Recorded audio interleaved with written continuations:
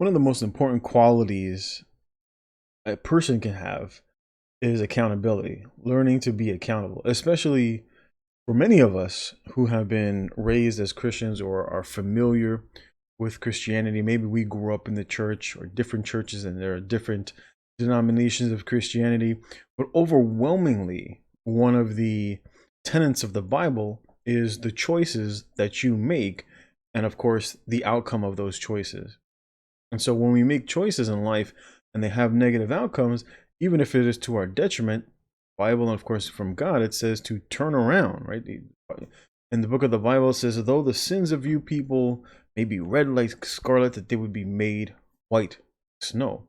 And one of the biggest reasons for that was God encouraged individuals to turn around, to change the direction in which they were running. But nowadays, it seems like a lot of people really don't want to have any sort of personal accountability for the way they look, for the outcome of their life, for their lot in life. And of course, even the Bible had talked about there were numerous individuals who kind of just had an unfair life, but it didn't mean that they sat there and they sulked. They kept pushing forward. And of course, these individuals were blessed by God. And there's numerous examples of them in the Bible. Some people had more favorable lives than others, but life, life in general is not fair. Now, of course, in this video, we're going to touch on a couple of different things. And then there's a short video at the end that I want you to watch, which is a perfect example of what the men in communities, especially within the Black community, should look like. But there's a short 3-minute video, and we're going to take a look at this and, of course, give some commentary along the way. The racism that you're experiencing and the struggle to make ends meet actually means the diet don't work for you the same. I hate when people talk about Black women being obese. I hate it. We are living in the Trump era. White people are racist. So I put this up That lady, that is a big woman. because I really want... Again, this is something that you usually don't see, like Hispanics, right? You don't see Hispanics talking about white racism, right? There aren't groups of Hispanic people. There aren't groups of Hispanic women.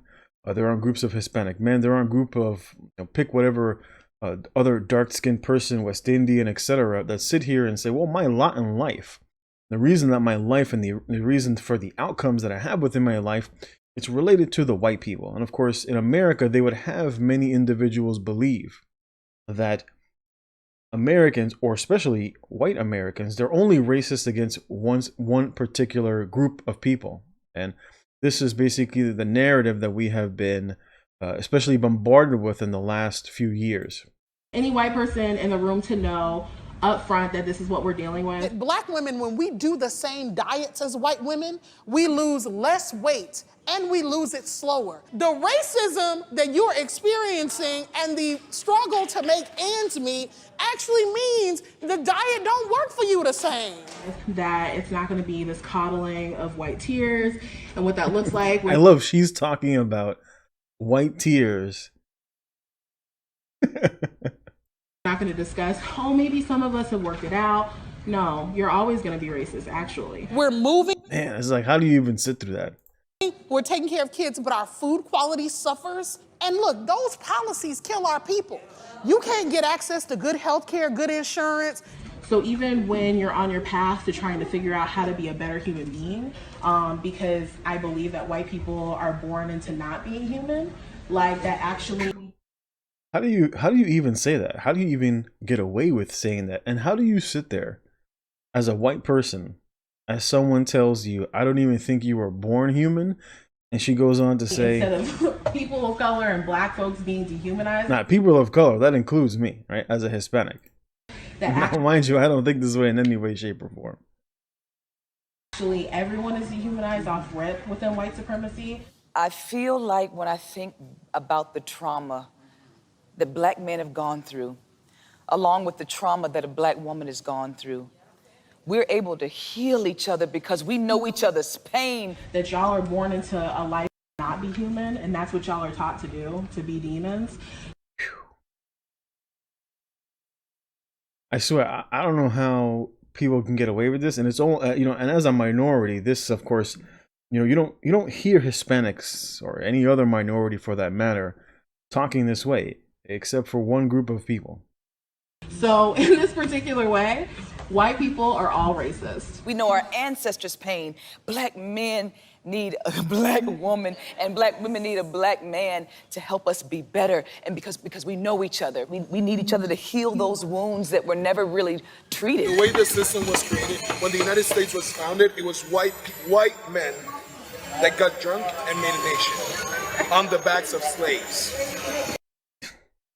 Everything here you see was built by slaves, and I know you know that. And all those apartment buildings were built by slaves. My fellow Puerto Rican over here making us look real good. Deported. I don't have time for this anymore. That's why I'm telling you. Where do you stand? There's being deported. I don't have time for this anymore.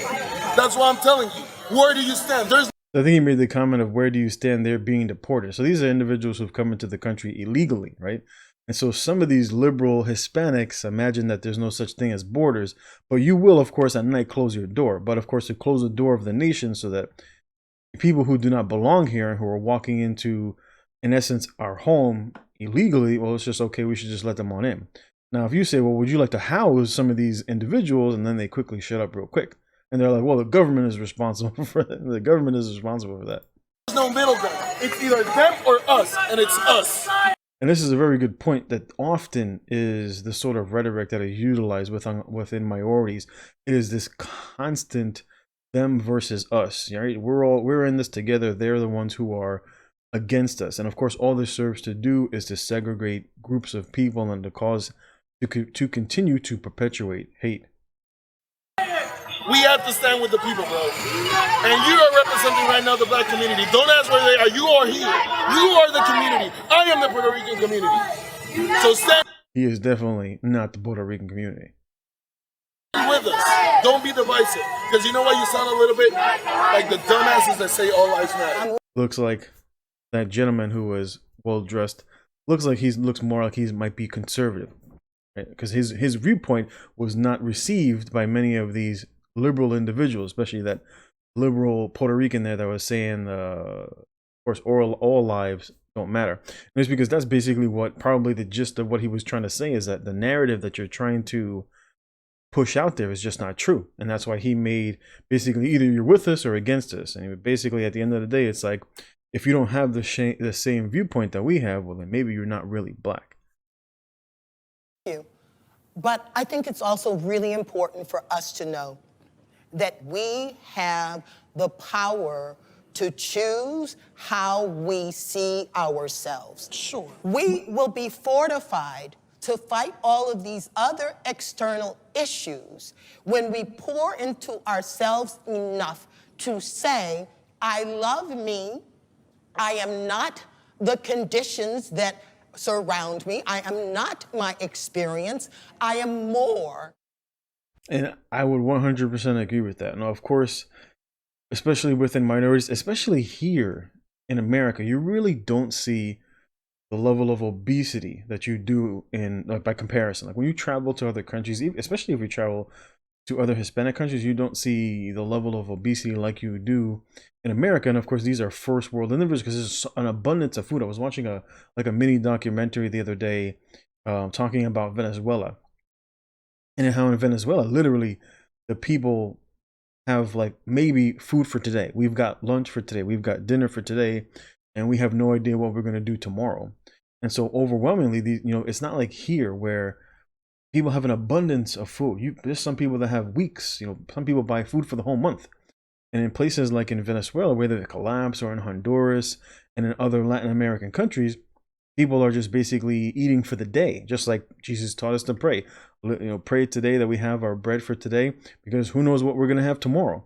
And these people actually live that way. But of course, here in America, that is not necessarily the case, to the point that people have so much food that they can get that obese that they can literally put on and weigh 2 or even 3 times what they should weigh as an average, fit individual. And then, of course, this is all related to racism. It has nothing to do with the amount of abundance that has been created within the country. It has really to do with racism.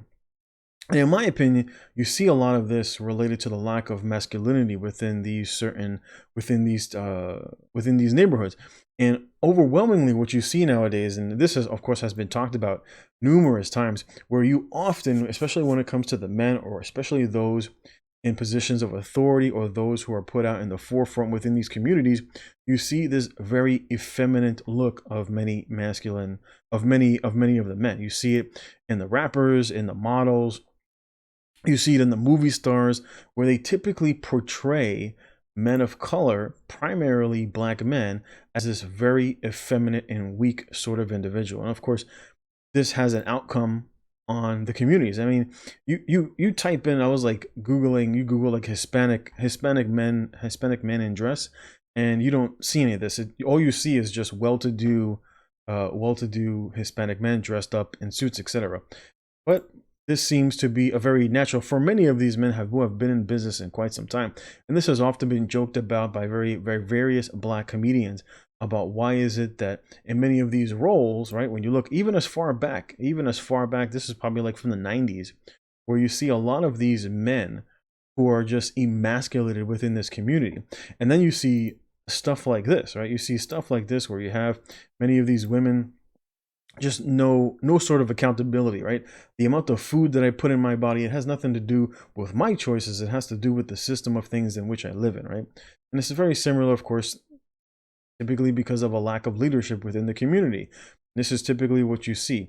Now, usually, in my opinion, it's probably because this is how they want to portray this particular community. They want the representation of men to look very much like this, and they want the representation of women to look like this. And this is typically what is pushed, which is why instead of telling these communities that you need to shape up and watch what you eat and to do some exercise so that you can lose all of this weight, because one of the biggest killers for this particular community is heart disease, diabetes, hypertension, and high cholesterol, right?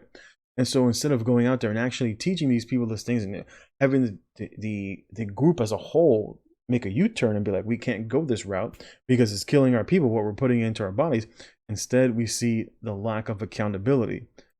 Very similar to what we see with the men. It's very rare to see strong black masculine men pushed out into the forefront. Instead, what you see is stuff like this, right? Instead, what you see is stuff like this that is pushed out into the communities. And this is, of course, slowly dripped year over year, decade over decade. This is what is acceptable for men to do. And of course, the narrative nowadays is that there's absolutely no problem with this. And you'll see individuals that will, there was another picture that I came across that was very interesting. Let me see if I can find it here. It was of Will Smith's wife and her son, and of course you see her son utilizing a dress. I don't think I'll be able to see it, but if I come across it, I'll flash it across the screen. And this is typically again, right? This is typically again what you see being portrayed for these particular communities, right? Even with even Will Smith, you've seen Usher wear a dress, and numerous other black celebrities that have been pushed into these roles. There was another guy that I came across here that was also, right? This is typically the sort of stuff that you see. And so it's no wonder why this becomes more normalized within such communities. But this doesn't mean that this should be the way. I'm going to play a video here for you guys to take a look at. It was very inspiring to watch. And it's really, here we go. Here's that one that I was talking about right here. This is that picture that I was talking about where you see her son, Will Smith's son. Like I said, I'm going to play a video here that I want you guys to take a look at. It was very inspiring to watch, and I'm sure a lot of you will like it.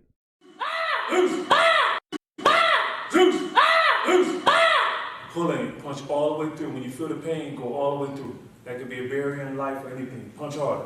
You gotta punch it harder now. Punch through it. You feel pain? Shake that off. Let's go. Zeus! That's what this is about. Good. Let's get to that. Why are you crying? That's what this is about, son. It's okay to cry. We cry as men. Why are you crying, though, son? Come on. Tell me, why are you crying? It's called a test for a reason, but why are you crying? Go ahead, son. Because what? Because it is harder to do it with my left hand. Okay, good. But you did it, though. You punched me with your left hand. You know in life there's going to be things harder for you to do than other things? Yes, sir. And you know those things that may appear to be hard to do, you're going to have to do as a man, regardless. And it's going to take tears. It's going to take the blood of Yeshua, Jesus, and your sweat to break through it. You understand? Yes, sir. So I don't mind you crying. I cry a lot too. You know what I'm saying? All right. So I want you just to, you're pulling your blow. I don't know if you're facing fear or you're feeling that you may not make it.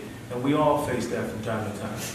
And when we face, as soon as we hit resistance, we want to stop, right? Because it's hurting. We feel that pain. We're like, I'm not going through this no more, right? Yes, sir. We have to go off as men. It's going to be very painful. Do you understand? Yes, sir. Being a black man in this country, you're going to need mental fortitude. You're going to have to be strong here more so than here. You understand? Yes, sir. You can do it. You just got to put your mind to it. And it's good to cry so you can work through that emotion. So when it arises again, you can push it to the side and do what you got to do. You understand? Yes, sir. All right, good. Let's see what you got. Bend your knees and dig hard. Tell me what hard as you can.